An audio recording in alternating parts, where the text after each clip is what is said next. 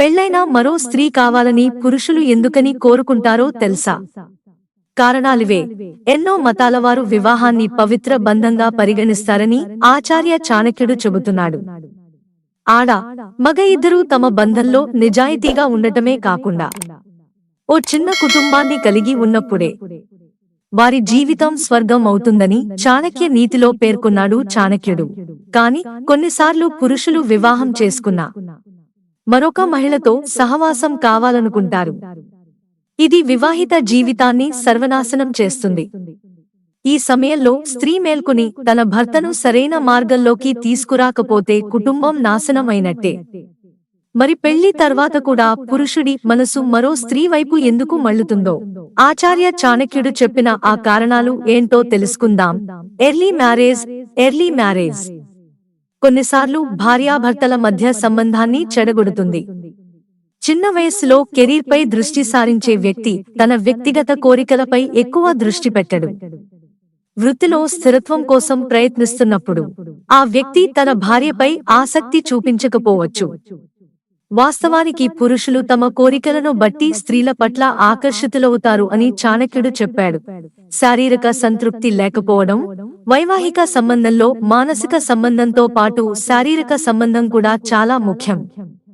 కాని కొన్నిసార్లు శారీరక సంతృప్తి లేనప్పుడు పురుషుడు సహజంగానే మరో స్త్రీ సాంగత్యంలో పడిపోతాడని చాణక్యుడు చెప్పాడు.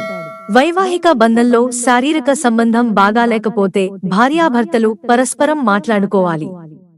లేదంటే అది అనైతిక సంబంధాలకు దారి తీస్తుంది. నమ్మకం లేకపోవడం, భార్యాభర్తల మధ్య ఏర్పడే నమ్మకం వారి మధ్య ఉన్న బంధాన్ని బలోపేతం చేస్తుంది. ఒకరిపై మరొకరికి నమ్మకం ఉంటేనే బంధం నిజాయితీగా ఉంటుంది. భర్త ప్రవర్తనపై భార్యకు అనుమానం ఉంటే, అలాగే భార్య ప్రవర్తనపై భర్తకు అనుమానం కలిగిస్తే వారిరువురి అనైతిక సంబంధాలు పెట్టుకునే అవకాశం ఉందని చాణక్యుడు చెప్పాడు. తల్లిదండ్రులుగా మారడం సాధారణంగా భార్యాభర్తల మధ్య ఉండే ప్రేమ. ఓ బిడ్డ పుట్టాక అది కనిపించకపోవచ్చు. ఆ సమయంలో భార్య తన భర్తపై తక్కువ శ్రద్ధ చూపించవచ్చు.